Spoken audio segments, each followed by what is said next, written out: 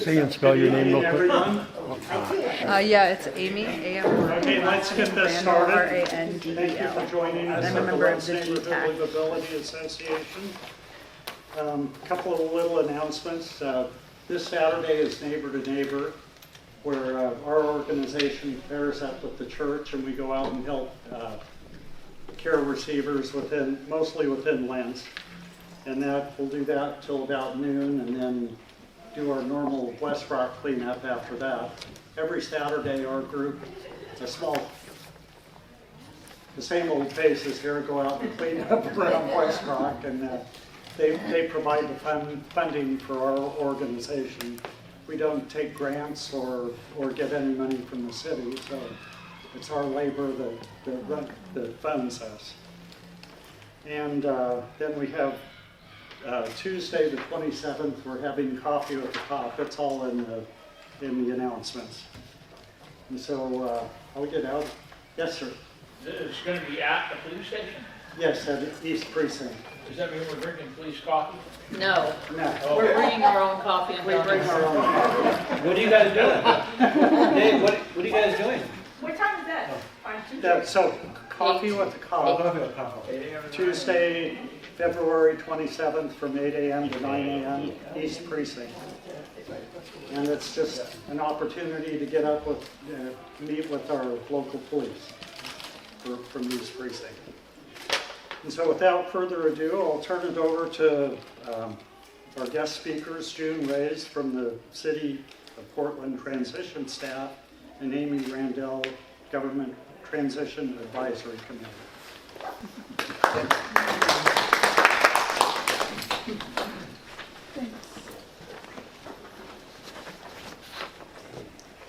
Hi everyone. Thank you so much for having us here today. My name is June Reyes. I use she/her pronouns, and I am the Transition Engagement Coordinator for the City of Portland.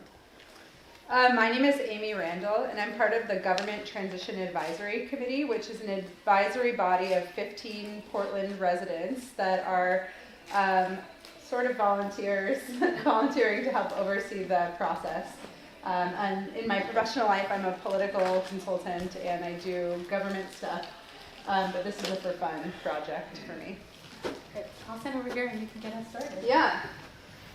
So we're just going to start with like what's happening with the transition. So there's probably a big spectrum of experience in this room. So for some, this might be a lot of information, and for some, this might be like, we know, we got it. So last November, okay, so who am I? The Government Transition Advisory Committee. So this is us. We've met 17 times at this point, and we're documenting and helping keep eyes on the process as an advisory committee. And the committee's made up of folks that have policy and legislative backgrounds, and then also like business leaders and community leaders. And yeah. So what we've been doing is going around to city groups just like this and talking about the transition and acting as the primary citizens engagement body for the transition and working with the amazing city staff that is actually doing all the work and making it happen. So there's 3 main changes. Who's familiar with this information, or kind of maybe like, I'm super familiar, I could teach it, or like I don't have any idea? Okay. Okay, great.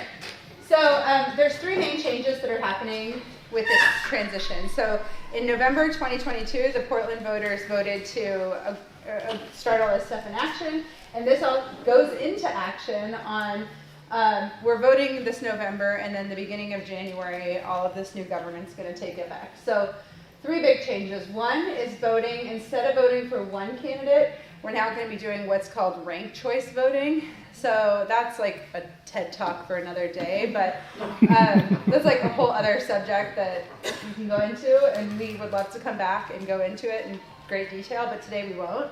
But all you need to know is that you're going to be ranking my first choice, my second choice, my third choice for the city council, the mayor, and the auditor, except the auditor doesn't have multiple people in it right now. The second big change is that we're going from citywide elections, so electing the 5 commissioners at large, meaning they represent everybody in the city, to 4 geographic districts. So the 4 geographic districts were determined by a districting committee that was like a similar citizens body to the GTAC, and they did a lot of research and a lot of engagement, a lot of drawing maps and math, and came up with these 4 districts. And so now, instead of electing 4 councilors at large in the city, we're going to be electing 4 commissioners. Now we're electing 12 councilors from 4 geographic districts. So 3 from each district. So you all in this district will have, this is District 1, will have 3 city councilors representing you. That's awesome. Yeah. What's the difference between a commissioner and a counselor? Well, that's a great segue. It has to do with the form of government. What's your question? No. Okay. I have a question. Yeah, so the difference between a commissioner is that commissioners act as like chief executives overseeing the organization that is the city. Like if the city's a company, they're like the boss of the company. Now they're going to be counselors, so their primary job is going to be legislation. So we're going from the commission form of government, which was they're overseeing the bureaus, to a mayor-council form of government, where there's 12 councilors who create policy, and the manager and a city administrator administrate the actual org of the city. That's very wonky, and what you need to know is we're just slightly changing the way the government works.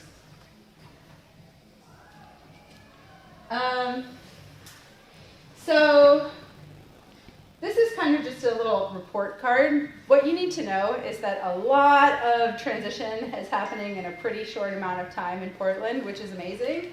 But the staff at City Hall is working really hard to kind of keep it on track. So at the beginning of this process, they said, these are all the things that are going to need to happen. So first with the elections, they're establishing the new way we're voting. So the ranked choice, the ballot is going to look different.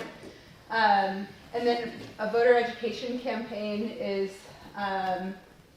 in the works to explain to folks how ranked choice voting works and how that's going to play out in the election. And then in this governance category here, what's happened so far is another commission, a third citizens commission, a salary commission, has established the salaries for elected officials. We can go into those. We've also established council operations. So right now we're answering questions like, how's the council going to work together? Because they were previously 5 people and now they're 12. Where are they going to sit? How many aides are they going to have? What's staffing going to look like, etc.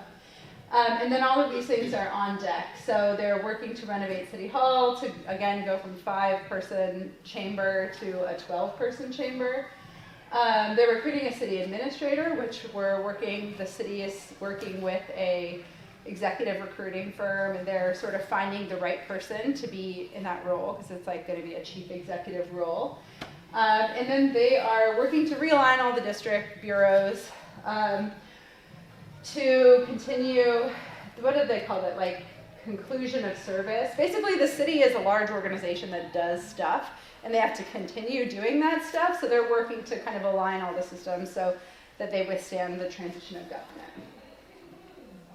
Can I ask you another question? Yeah. So it's the mayor, and then it would be the city manager, Yeah. and then the 12 little councilors. Yeah, so it will work a little bit differently. So just like our, like U.S. Congress is like, there's the executive branch and the legislative branch.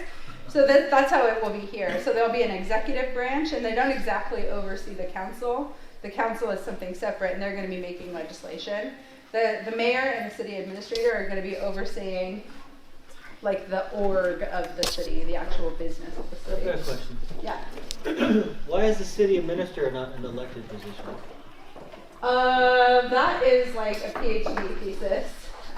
Different places do it differently. That wasn't the way they organize this particular form of government. It's not typically. Well,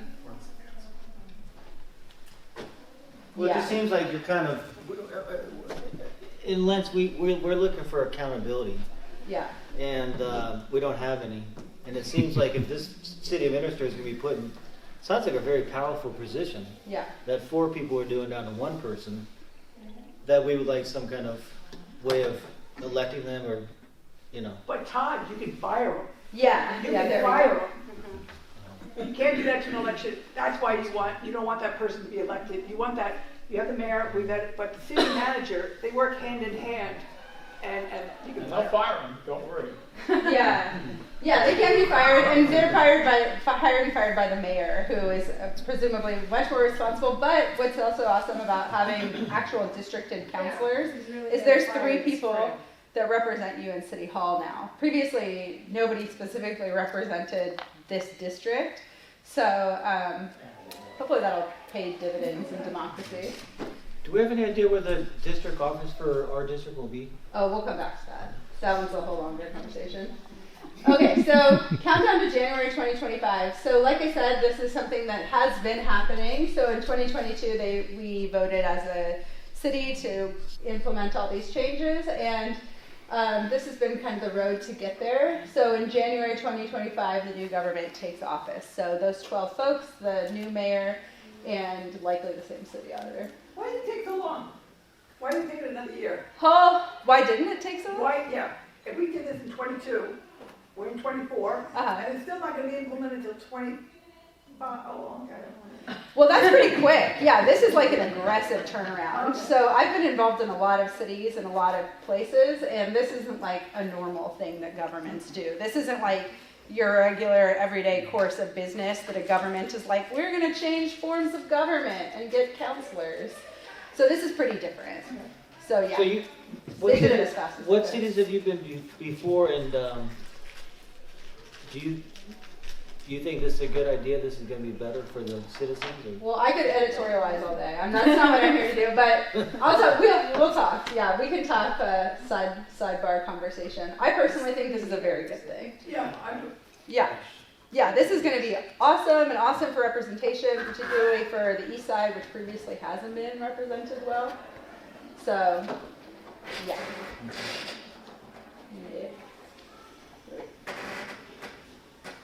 See, the city manager implements the policies that the council, with the mayor's position as super counselor, implement. So when they do a policy, they say, we need to establish libraries across, at least 3 libraries in every neighborhood, let's say, right?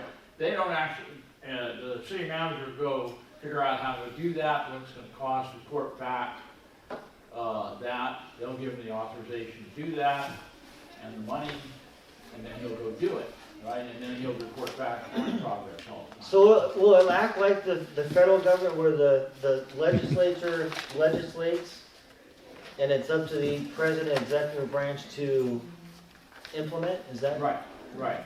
In a nutshell. On a much smaller scale, In yes. a nutshell. Yeah. And hopefully they'll be more functional than Congress.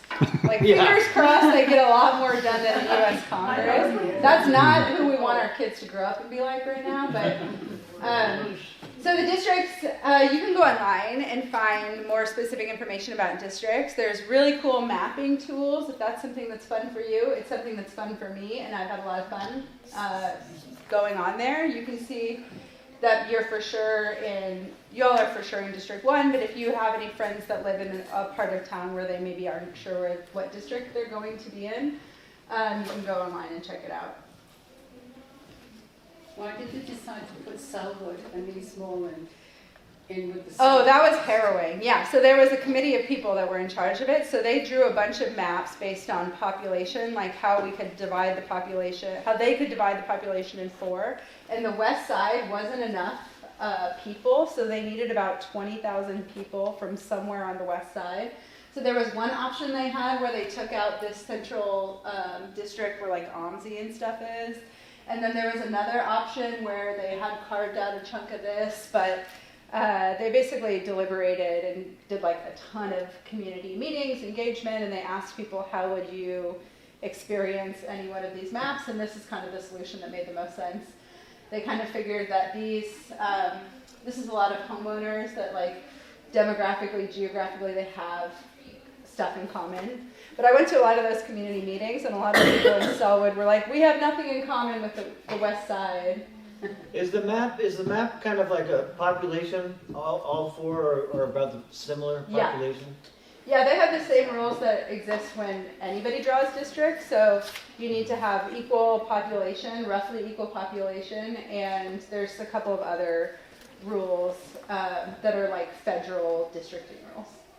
So yeah, these are roughly the same amount of voters. I think something like 200,000 voters in each district. So yeah. They also kept in line like major thoroughfares in the city, like Sandy and some of the other considerations like that.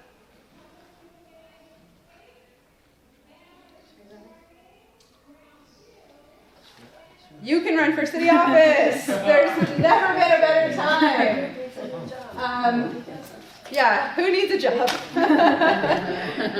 Who likes getting harassed? This is a huge election year. Goes without saying, if you or somebody you know is inspiring and should run for office, this is the year they should do it, because while typically like 1 or 2 of these seats are turning over, like 12 of the seats are turning over presently. I think right now there's about 40 candidates in the race, and there's about 40 candidates in the race, and like 4 for mayor or something like that. So here's the information. If you want to run for office, please come find us afterward if you want like more support on that. But this is the year for people who have been curious or interested to get their hat in the arena can definitely do it. Great. Oh, just one last slide. Oh. And then last for me is the sample ballot for November. So again, ranked choice voting. I honestly think the best way to understand ranked choice voting is to go onto YouTube and type in ranked choice voting. There's a lot of really cute, short YouTube videos that kind of explain it in a way that like makes sense to my brain, which is not good with absorbing this information. But basically what you need to know is that you're going to rank your candidates. So I want candidate 6 as my first choice, candidate 3 as my second choice, candidate 1 as my third choice. And then when they go through and count the votes, they count all the first place votes. If somebody hasn't passed the threshold, which is like 30% or 25 plus 1%, then they go to the second round of counting and they shuffle the votes, and then they go to the third round. So can you say that again? Sorry. I really can't. I really I cannot get much more detail. I truly don't grasp it well enough to explain it to this group. Us too. All you need to, I don't think, I say that so people can see themselves in this, because it's genuinely kind of confusing how it works, but find like your mathy person that you know that can explain to you how math works. But basically, the way they do it is a more fair way of counting votes. It has more, like people's opinion goes further because their second, third choices are being considered. So again, I just encourage you to go to YouTube, not because I'm like. But you said something about 25% or? For city council. So, yeah. So this is actually, this is a sample ballot for mayor. And so for mayor, you're going to need 50% of the vote plus 1 to get elected to the seat. And so kind of as Amy said, is folks in, the county, they're going to count everyone's first vote. And then maybe we'll have someone who gets 53% of the vote because they're very popular, and then the majority of folks vote them in.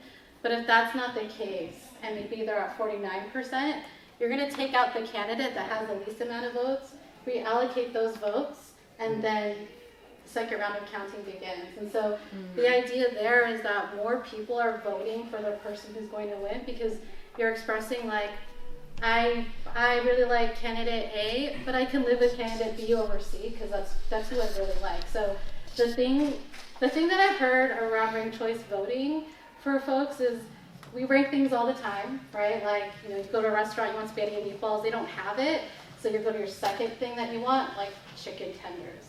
That's what I eat today. And so that's kind of us ranking things. And so I guess I'll say that, like, your people who are running, they're going to not only need your first ranking, they want your second and your third. So what that means is they need to talk to more folks, they need to appeal to a broader set of folks, they really need to address community needs, and it's not enough to just get one person or just a small swath of people to say like, yeah, I could live with you. You need to be able to talk to lots of people. So that's kind of the difference in ranked choice voting will not be as much of like how we vote, because we rank stuff all the time, but the fact that it's incumbent upon the candidates to really connect with voters and connect with people that they're going to be representing. The other big change is there won't be a primary. So this will start in the general election. So the May election will still be the single vote, and then this will come in November. Mm-hmm. And you have your hand up. Yeah, I can ask later, but is there a max, like there's a maximum of 6 that you could put up, right? Mm-hmm. So, sorry, isn't it technically possible for no one to get, or well, for there not to be 3 people who get 26% of the vote? Because every round, you kick out people? So basically, like, say if I like vote and then I vote maybe just for one candidate, and they get eliminated. I don't have anything else to count on my ballot. So then your total of the 50%, for example, plus 1, comes to be whatever's the active ballots that are there, so that you would still need to be able to get that. For the council, like the districts, I understand how the 26% vote works, but if there's a maximum of 6 and there's significantly more than that many people who are running, it is technically possible for no one, or for maybe most candidates, the vast majority, to not get 26 at all in any round. Right? So if you don't have anybody who makes 26, or you don't have 3 people who actually get 26% of the vote, what do you do? I think we should probably chat more about this, because as you go through the rounds, You might have an answer over here. Yeah. So very simply, the way that ranked choice voting works is the per round is the candidate that has the least amount of votes per round gets nixed. And so this could go multiple rounds, let's say there's 20. Well, we could go 17 rounds until we have the last 3. There's 100 candidates, right? Yep. Okay, and there's 6 spots, right? So there's six options you have, but there's Exactly. three spots for your council district. Okay, right. So out of all of the ballots, there is not 3 people who are listed on at least 26% of all ballots anywhere on their list. So let's use a smaller range. Let's use 10 versus 100. But I'm saying 100 because it is technically Okay, well possible. we can use 100. Yeah. So the maximum amount of rounds that we would do therefore is 97 Right. until we get to 3. But what if there are not 3 that are actually on that many ballots? Correct, because the last person is always eliminated. Right. So if there's 100 candidates, Yeah. 97 rounds, that's the maximum amount of rounds that we're going to have to get to the 3. Oh, because So people they're always get You're always eliminated. eliminating the least popular candidate always gets kicked out per round. Right. So it gives more votes to the people who remain, and then it keeps throwing. So you don't, to win an election, you don't want to be the most hated candidate. No, I know that, right? So let's say, because you don't have to fill out, you don't have to rank every, for all of the choices, right? You don't have to use all 6 or whatever. People don't, you can use 1, you can use 6, it depends. Okay, so imagine that 99% of people, right, just put 1 person, don't put other people on their list, right? And then the rest of the people have just randos on theirs, right? And so for 99% of the ballots, there's only 1 person listed. There's not there are not enough times that other people's names are written down. It's statistically unlikely. I hear what you're saying, but I don't, that's a super rare situation. I mean That will never happen. We should come back. We could put a pin and come back to it, but It's the basic point is math will support it. It's not the happening. quality of the candidates. Correct. If there's only one candidate, say there's 4 people running, just for interest's sake. If there's only one candidate that you like and the other 3 are out on the moon, and you just cannot stomach voting for them, yeah, it could be a problem. But the trouble is, so you vote for the best one that you think is, but then you think, well, those three are kind of wacky, but I think this one has a chance. So vote for him, just in case. That's the trouble. It takes a while to get used to this kind of thing. Because you just want to vote for the best. That's how we've always done it. We always vote for the best, right? But this is making you vote for people that you don't have 100%, you're not behind 100%. I mean, it's not making me vote for Well, no, anyone, but it's like, it's the psychological thing. Because some people will say, I'm only voting for candidate one because the rest are a load of... But it's like, oh, geez, then who are we going to get in? yeah, I'm just saying that, like, it really does seem like there is, like, a possibility that it could happen. Very, very slight. Especially at the beginning, Yeah, when because people aren't used to they like ranked choice map out voting. these situations. And maybe theoretically impossible, I don't know. We should move. We should Yeah, move on. sorry. We should move on, but we can come back to talking about it. But basically, they like map out these situations, and there's a lot of really smart people thinking and working to make democracy better. And this is like a widely held standard of participatory democracy, which. Can I just put a bow on this for one moment? I'm sorry, you can talk to me later. I don't want to take any time. So the good news about ranked choice voting is that the most polarizing candidates on either end will likely not get in, because when you do the process of elimination, they're going to be out. And so you want to be somewhere in the middle. That's actually that's not true, because it's 26%. So if in the first round there are 3 people who are very, very polarizing to 3 separate like people. That's to spots. call the election. And so until we get to, so you start eliminating candidates. No, but in the first round you could have 3 people win also. Yeah, well, we're going for 3 candidates, so 4 candidates in some districts, Well, right? We need. If you have 3 people over 26, I'm just saying that like those could be very polarizing people This is true. because they're popular. This is true. I actually think this is Anything a could downfall. happen. I think we should vote for the person we want, and then, you know, if you don't get 50% plus 1, then you have to go out and re-campaign. And some people might say, That's what I I'm not think. going to win unless I change my view on this. But some people are way out here, right? I mean, way out there. Yeah. So I I think we wonder, need to come back to this way. Both ways. I, And I'm not thinking. Yeah, a discussion for a million more discussions. There's a little detail I Yeah. would ask about. Now, this infers that you can't vote for candidate 1 straight across the board for every rank, It's right? pointless. Yeah, well, not to And what again if get you us do too that? deep into the world of math, but basically they have a way of troubleshooting them so they can count like the vote to the best of the ability of the elections office. Like they showed like if somebody got confused and they maybe put candidate 1 and they ranked it all the way across, Yeah. then they make a best guess that they wanted their first choice or. Yeah, I don't want to like go too deep into this, but they're just So, the broader so points. the are just idea not is what to- happens when you get a ballot like that, right?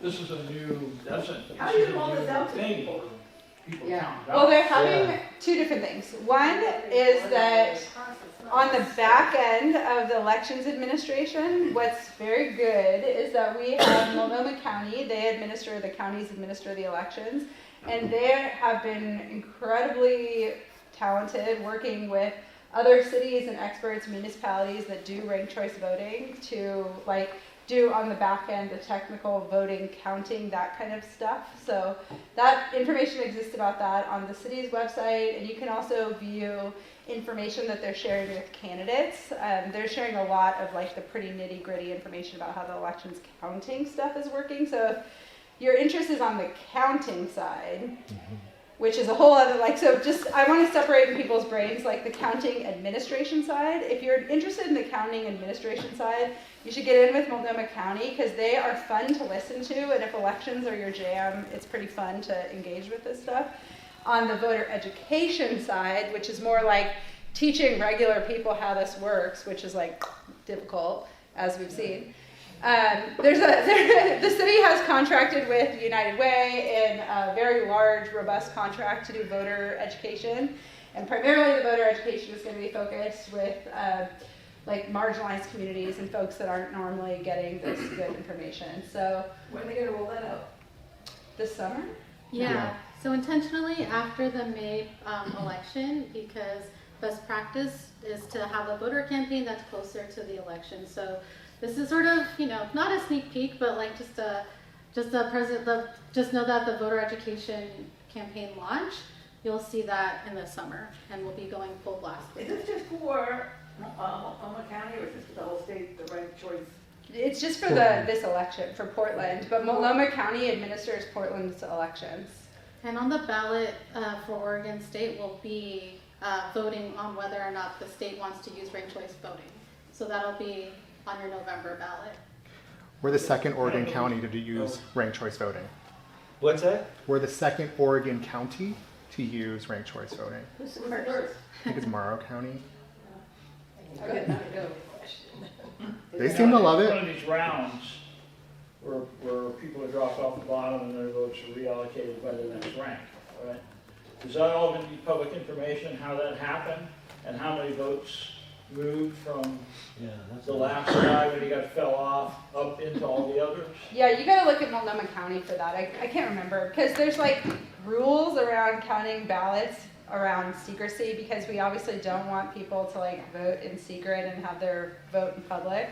Like not us in Multnomah County, but like American elections. Who they are, but you are supposed to, we're supposed to have access to how many voted for this one and how many voted for that. The percentages are. Yeah, they've been pretty communicative about how they're going to approach it. So I just encourage you guys to like go specifically to them for that kind of communication, because they're being very thoughtful and thorough, and they can like share with you a lot more of that info. What will be the process for the candidates to to introduce themselves to the voters? Good old campaigning, good old political campaigning. No requirement of debates or television, so people can meet and know them? There's some candidate forums that have been, like in District 2, they invited all the people who were running in that district. I think that's one of the biggest problems in Portland and Oregon, is that we don't really get to know the candidates, and the best way to get to know them is that they debate each other. Yeah. And yeah, so, there's also music, or like newspaper features and that kind of thing. Right now, there's a really good website out there called Rose City Reform Candidate Tracker, and they have all the information about candidates, who's filed, who's running. They're the best like tracker that I'm aware of. But Rose City Reform, you said? .com? Or? I think it's a Substack. Yeah, this isn't like endorsed by the city information. This is just me as a person who's trying to track. I think it's important that we get to know the candidates. And if we're going to have so many, it's like, I mean, that's 3-4 times as many. I have a candidate forum for April. Oh, good. But I don't think they have to submit it until June. So we could get candidates until June. This is true. It's rosecityreform.substack.com. Yeah. They have a candidate tracker, and they have like district by district who's running for each of the things. And it's a real exercise in democracy. Personally, I love it, because campaigns are usually so on autopilot in most cities, like kind of something happens and people just do it the way that all the things have been done. But this year, it's not the way things have been done. So everybody's kind of having to like stop and be like, how does this, Is there public funding for each candidate, or are they expected to raise all their own money, or how does that work? There's a public elections funding program, a small donor elections program. I want to finish this presentation so we can get through and get to any questions, because I want to make sure you guys have kind of like the chunk of info, and then we can come back with questions. That's a great segue to me. Thank you, Amy. So actually, did you want to, never mind, we didn't. This is the website, did we say that already? That we're going to have all of the voter education stuff on. Here we go. There you go. But also go directly to Multnomah County, because I've been really, they're amazing about what they're communicating, and it's the level of detail is awesome. Awesome. Thank you all for being so engaged. I'm going to kind of shift gears a little bit and talking a little bit more about what the bureaucracy is going to be doing. And so we talked a little bit about the elected side of things. And so Amy, to talk about how we right now are set up as a commission form of government. We're probably, I think, only 1% of governments operate this way anymore. So this shift is kind of us kind of coming into what other peer cities are also doing and how they're organized. And no structure is perfect, but you know, this new mayor council system, something that it does, it allows more collaboration to happen and accountability, which is something that you had talked about, right? Like we need someone to be accountable. Things are happening in Lents, and so what does that look like? So if we look here, we're coming into 12 councilors who will set policy. And then I want to talk about this side of things, a mayor who manages the city with a city administrator. And you all already dropped this knowledge. I think someone here said that the future mayor is going to appoint the city administrator and the council will confirm them. So that is check, y'all already knew that. The second one is the mayor and city administrator are going to work together to implement the laws and policies developed by council. So they're the sort of the implementation arm of the city. And so I just want to say that the Government Transition Advisory Committee, some part of their work is to make recommendations to assist the new 2025 council in making choices on how they're going to work together, how the public is received in council meetings. So what does public comment look like in this new structure? And then a schedule of initial things that they'll talk about in some work sessions. And so I just plug that to say that that work will also, be open for public comment. And you start tearing walls down in your house and you're like, oh, that's a support beam. We need that there. So kind of a similar thing is happening with the city of like coming to understand, like, is this feasible? Is this something that's actually going to happen? But again, if you have really strong feelings about it, this is an amazing time to weigh in because it's in debate right now. Well, I think it's critical because that's what we were sold, A, but B, for accessibility, to have those people in a local, their district, in an office that we can walk in and talk to them, versus what we have now, where we call them, we get no response, we leave messages, we get nothing. To have them be able to account to us face to face is what we need. Yeah. Well, I don't disagree with you.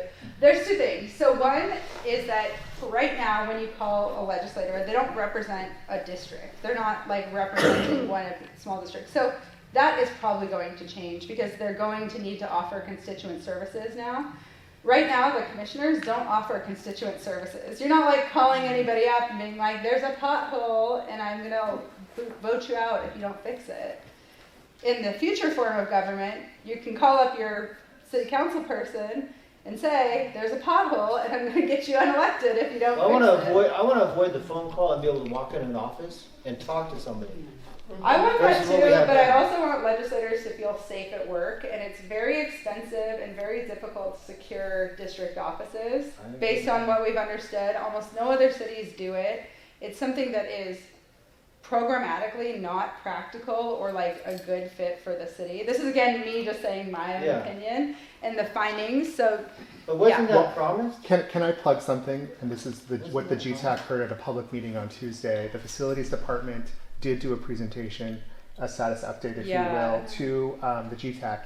It will cost an additional $2 million per district office every year, which equals an added $8 million worth of taxpayer dollars to maintain and house those offices. In an already difficult budget. The 12 counselors that you already asked for that are representing your interests. Now, the idea of walking in, I don't disagree with you. I think that they should be more available. That's why you have 3 that are going to be available to you now versus maybe these 5 that may or may not be in your office or return your call. Well, there's no perfect situation. Yeah, no, I understand that the costs are almost prohibitive to have an individual office for each district. I understand that, and that was something that should have been thought of before you guys presented that to us before we voted on it. The city did not present this. This is a ballot initiative by the charter folks, the charter committee that had independently put together those proposals? The city is executing the will of the voters. So the city didn't say, we want to change. The voters said, we want you to change. But did the charter promise that, or how? Why am I thinking that was supposed to be a part of the deal? Advertising. Yeah. I mean, political marketing. I mean, like, truly, like, there was a campaign, right, around this. So there was people that said, we think this is a better form of government, and they campaigned, and it was on the ballot, and people voted for it. Well, I would strongly recommend that we spend $8 million, whatever it is, and get district offices so that we can go in and talk to the people, rather than be avoided forever on our issues. So if there aren't district offices, how are the counselors available to us? By email? By phone call? Do they work from home? That is up in the air. That is part of the recommendations too. I think GTAC will be putting together around constituent relations. So at this point, there isn't that structure there, but it's what folks weigh in on. And we'll let Shar know about this, but in March, actually, they're going to be talking about what constituent relations is going to look like, what the counselors' roles are going to look like. So stay tuned for that invitation. Okay. And I want to guess. Sorry, I just had a question. I think what everybody is concerned about is community engagement and who is being heard. And I think that's a concern that I hear a lot from this group and others. They're worried about, how am I going to be able to voice what's going on in my community in order for it to be voted on, in order to get that 26%, in voting. And if we don't have a means of communication, or who we can go see, or who we can go talk to, an email just doesn't suffice sometimes. Well, so right now, you're looking at a lot of different age groups and their familiarity with email, or with, English as a second language in our district. There's a lot of people that have limited means of knowing what's going on. And so there has to be some sort of community engagement, and I think that's what most people are concerned about. Yeah, that's completely fair.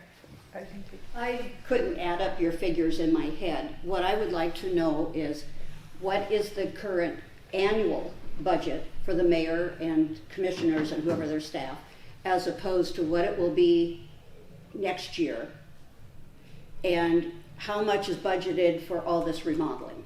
Okay, so let's talk about community engagement and then come back for the budget numbers. So the community engagement piece is, that's the super active debate. And so a couple things to say about that. One is thinking about, when they're thinking about how they're staffing the council, they're also thinking about, so like the individual counselors are gonna have 1 to 2 aides, but then they're also thinking about having like shared staff that is like the District 1 staff office, the District 2 office.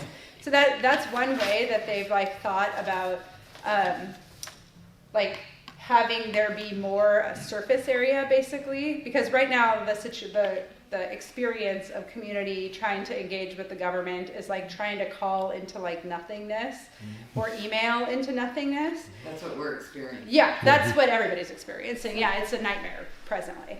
So there's a lot of debate about how it looks. So one of the ways that it looks is that there's shared constituent services. One of the ways that it looks is that individual like districts would have their own kind of offices. Actually, Maddie, the chief of facilities, worked with Commissioner Ryan, and they actually did find some properties and stuff, and they like figured it out. That's how they got to the figure about how much it would cost to have the in-district offices. So they were like, what I'm trying to say is they're really actively exploring it, because it's something that's kind of, if not top of mind, like almost top of mind in almost every conversation, because that's a big impetus for the charter reform, has been how poor Portlanders how poorly their experience has been with engaging with the government. On GTAC, I will say, again, I really invite everybody to like follow us, or at least stay up in some of our committee notes, because this is something that several of our committee members are constantly saying, and it's something that we are trying to put pressure on the city about as well, Because, for example, with the council staff, if counselors are inadequately staffed, how are they supposed to do the community engagement that they're supposed to be doing? So this is all like puzzle pieces that they're trying to figure out right now. It's all really live. Well, what concerns me is if we're having trouble getting in touch with our five people now, 4 people. Yeah. How in the world are we supposed to reach out to the 4 that are 3 that are going to represent this big district? And how, I mean, it's the loudest voice that's going to be heard that's going to win the vote. Well, but the thing is, it's less people. So right now, everybody's representing the entirety, the 800,000 people that are in the city of Portland, or 500,000 voters. So, like, they have this impossible ratio presently.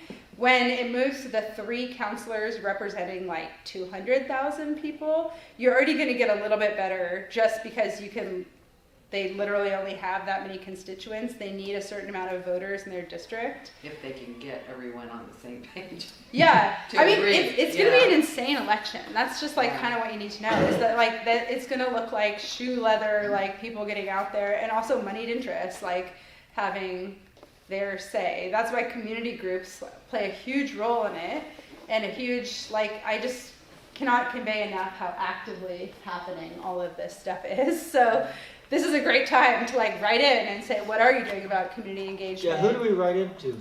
Yeah, so you can write into the transition, the city transition at Portland.gov. Yeah. /transition. Yeah. Can I add one more finer point to this conversation? And by the way, 1000% agree that the city needs to do a better job of community engagement. The issue is that we don't have a singular body that exists yet that allows us to do that. You'll see at the org chart that there's a community engagement officer. Yeah, I wanted to go back to that, but I'll do it. And that will finally allow the city to start operating as one. How many newsletters are all you just subscribe to? There's 30 city newsletters. That to me seems like too many. Yeah, it's too much. There's also not a singular body that's really doing the rounds, if you will, of ensuring that we are going to every single community organization on a timely basis. And so the other thing that I'll say about counselors, and I hear you loud and clear, I was explaining to Dave earlier, the good news is about having 3 counselors in your district is the chances of you getting the ears of one of them is really good. The chances that you're going to really like one of them is really, really good. Versus you only having this one guy or gal, and it's a hit or miss if you're going to like that person or not, and vice versa if they like you. And so I think the opportunity here is really interesting to have 3 people to represent your interests, but you're probably going to have a better a really good relationship with one of those 3. I hope so, because our district is way challenged. And the other thing is way challenged with a lot of things that are very different from here as it is to the opposite side of our district. The other thing about this, the way to think about this is, of the 3, one of them's probably going to be a super, environmental person. One person's probably going to be super safety oriented. One person might be that community engagement person that you're hoping for. So there's the likelihood of there being more diversity on council and or people with specific strengths is also, I think, going to be positive for the districts. Do the commissioners have to live in the district they're running in? Yes. Yeah. And then, so you said that the division between bureaus will be lessened with the new structure. How is that? I want to come back to this budget question Sorry. Before we kind of get lost in it. So then your question was, how much is it going to cost? What is the annual budget today for the mayor and the commissioners and whatever staff? Got it. As opposed to what it's going to be January 1, 2025? And how much is budgeted for the remodeling? All great questions.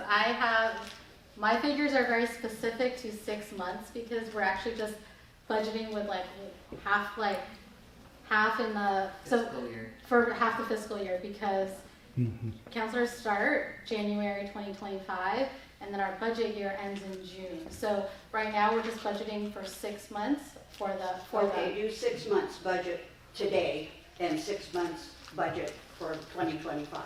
So the current proposed budget again, this is the budget process going, is for the new government, January 2025 to June 2025, it's about 1.4 million for the mayor's office. And then, right, that includes the salary that had been established, et cetera. And then for city councilors, per city councilors, it's about $280,000. And so times that by 12, my quick math says it's 3.3 million. And as so opposed to what now? As opposed to, I'm sorry, don't have that number.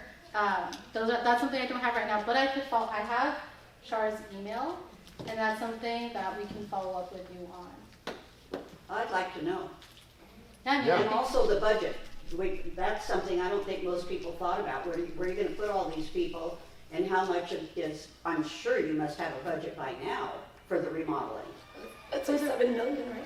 Oh yeah, it's all up on the government transition website. You can see it. There was a presentation about the remodeling thing. Yeah, all this stuff is happening presently. All this stuff is happening presently. I'm sorry, yeah, we just don't have the figures in front of us, but they are very much online. We'll send them.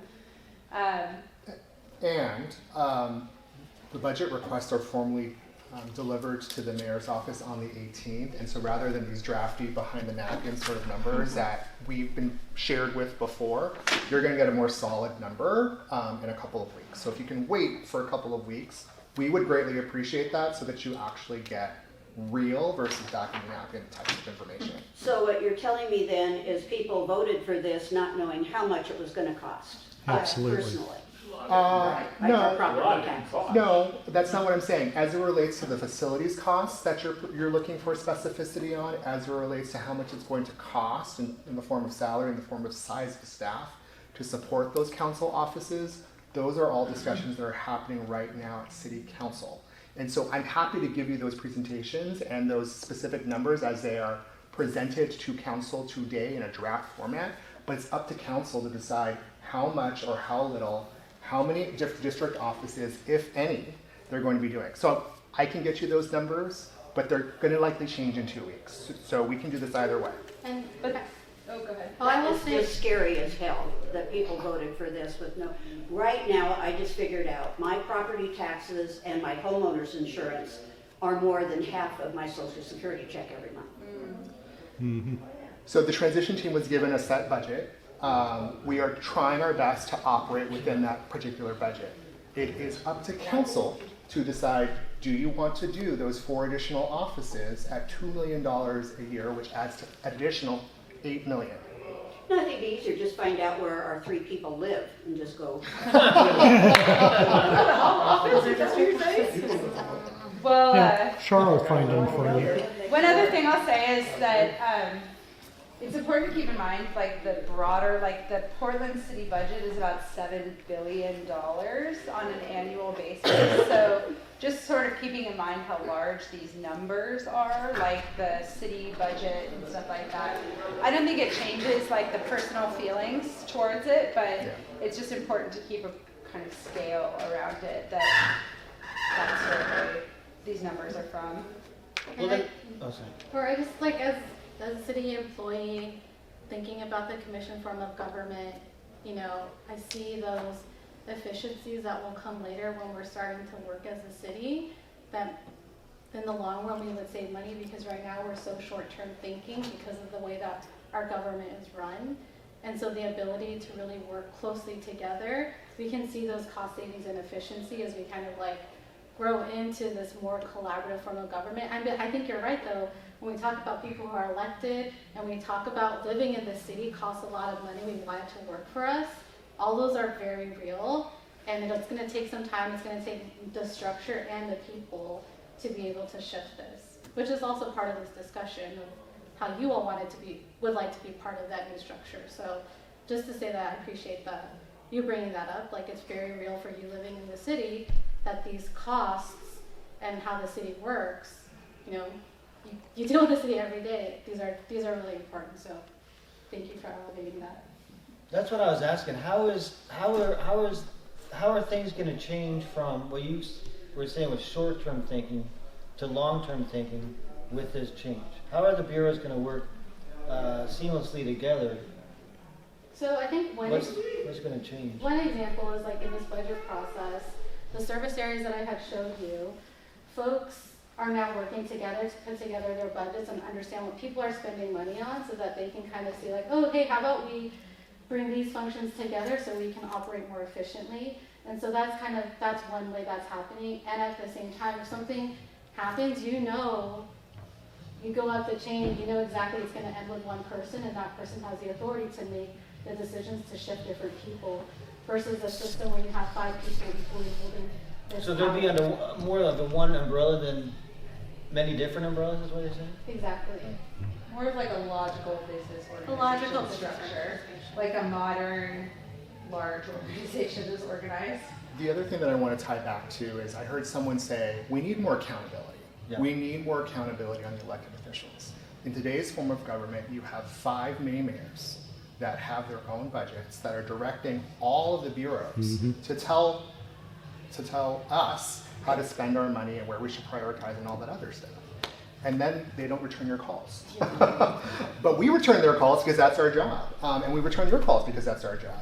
And so in the new form of government, the great news is that you have one singular person that's in charge of administering services day to day. And he's professional. Yeah. And they're professional. An actual chief executive, Who not they an can fire if elected you don't like official what he that is on does. the whim Right. of being elected. It's a good thing. And it's the incoming mayor that decides who they want to hire as that professional person that will be found through a nationwide search. So we don't really see a functioning council until the mayor is elected and that person is in place to administrate. But I think you have a council that's really hungry to start jockeying for maybe more power, right? Oh, I'm sure of that. Well, there's also a chief And the administrator. budgets, so that's what I mean. That's what I'm concerned about is that in between time where we don't have really a professional oversight person. Well, they are searching for that person right now. So the firm is like But engaged isn't that in hired that. by the mayor? Yeah, but so what the city council did is pass like a emergency ordinance allowing some of this hiring to happen before the new mayor. So there's going to be like possibly an interim or something. They're very much managing this part of the So process. they're hiring an interim first, and it will be Likely, yeah. okay. And they're That'll be engaged. interesting They're too, engaged in because the you can't executive work with the mayor search. and you gotta start Yeah, with- it's going to be crazy, but they're doing what they can to mitigate it by having an executive search firm like going and doing a lot of this prospecting and trying to form a relationship with some like candidates that would actually be a good fit. I would really feel better if that administrative person is in place before a lot of the discussions of budgets and how the city is gonna run. At GTAC, it's like our favorite game to be like, this is how we would prefer you all hire these people. And It's It's a good- makes me nervous, and I'm sure it makes a lot of other people nervous to see these pieces kind of. trying it's to come live. together. It's all live. Is there a citizen advice, any citizens on that committee? To put, to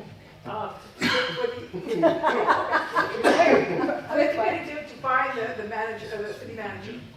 Oh no, it's like an executive search firm Oh, I know, that but does. look at Portland State, they had executive search and found some guy, Oh. they didn't do the background check and all their other belongings, so, I don't really feel. Well, They did the that. firm just presented it, or they just sent us the thing, so I have the same feelings, Yeah, about I mean, it. so they're, we're executive, Maybe that guy maybe he's only in the job for the week, and then you fire him, and then you find a better guy. Who knows, But we spend all this You money have to on, wait till the next election cycle. but you spend all this money on the exec, you know what I'm saying, if there's more citizens involved too, I mean, I will say that something that our chief administrator officer says is for the mayor's first important decision is who they hire as a city administrator. So I think a lot of folks are with you on that hire is going to be super important for our city. Oh, it's really very important. Yeah, So you're saying that wonder there's if the mayor nobody will who's run it. qualified in the state of Oregon, we have to go outside and spend a lot more money to find someone. I don't know. We'll Well, also, say that. see what happens. do you think someone in the state of Oregon would want to be the city administrator? Not right now. Maybe. It's a disaster. They haven't necessarily said it's going to be anybody particular Will the yet. commissioners have any oversight on the policies and the implementation and the follow-through on the policies that they come up with?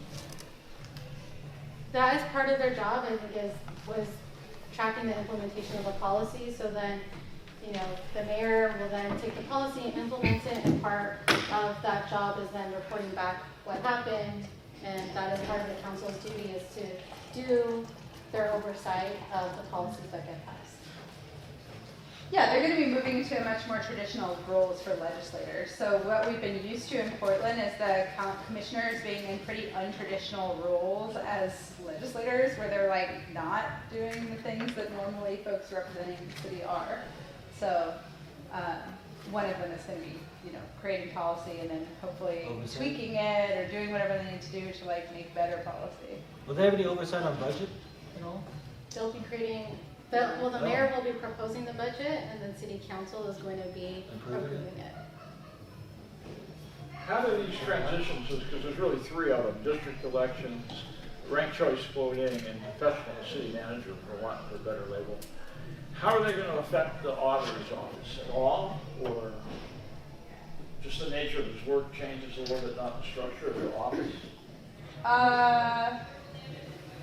I'm not that familiar with it. I believe that their work is sort of independent. The auditor's from the rest of office the is government. independent.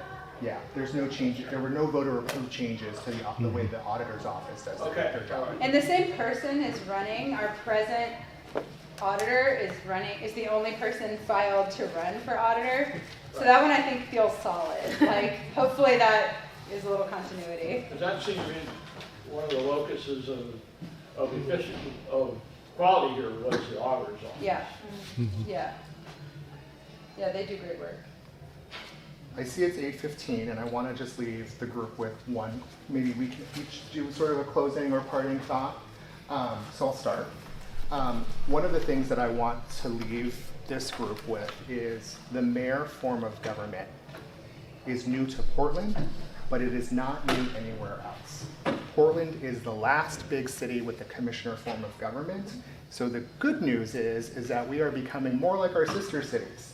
The other part that I want to leave this group with is, as it relates to the work of the transition team, we have spoken to so many cities that have gone through a similar process in the way in which we're going through right now, which is changing from a commissioner form of government to a mayor council form of government or something alike. And so we have taken and heard the good, the bad, and the ugly, if you will, as it relates to what we can do as city employees who are trying to color within the lines of the budget that we are allocated with, to try to color it in the lines with the current commission that we have today, and trying to sort of navigate the voter intentions of what you all have voted for, as well as trying to deliver this all by January 1st, 2025. And the good news is we also have volunteers like Amy and other colleagues of hers who are all over Portland that have their own special, unique strengths, as well as are representative and reflective of various districts here in Portland.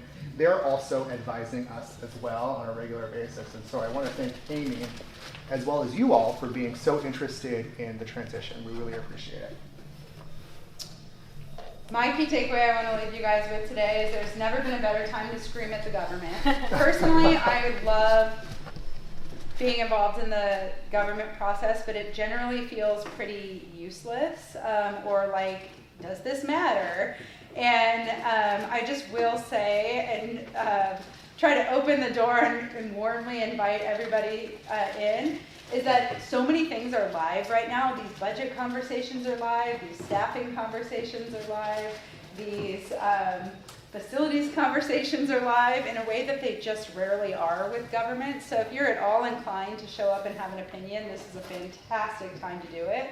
And again, if you're interested in getting involved in elections or campaigns, or that's ever been something that's interesting to you, this is also a great election to do it because it really matters who gets elected. So if ever there's like a time to kind of get off the sideline to feel like your impact or your efforts are actually making a difference locally, like in a time when our national elections feel really out of our hands, this is very much like whoever shows up is going to get their voice heard. Yeah. And I'll just do a quick wrap up to say thank you all so much for being here and listening and also engaging with us. I mean, I think, I've been doing community engagement for the last eight-ish years with the city, and this team the transition team and the Government Transition Advisory Committee genuinely believe that having these conversations, us talking to folks around Portland, makes our work better. So just thank you for being honest with us, sharing what you think. It matters in terms of the work that we do and how we show up and how we make those small decisions that amount to bigger decisions or things that you all see in your, as Portlanders here. So thank you all so much. We hope to come back maybe to Covering Portland. Thank you, June. Our meeting is adjourned.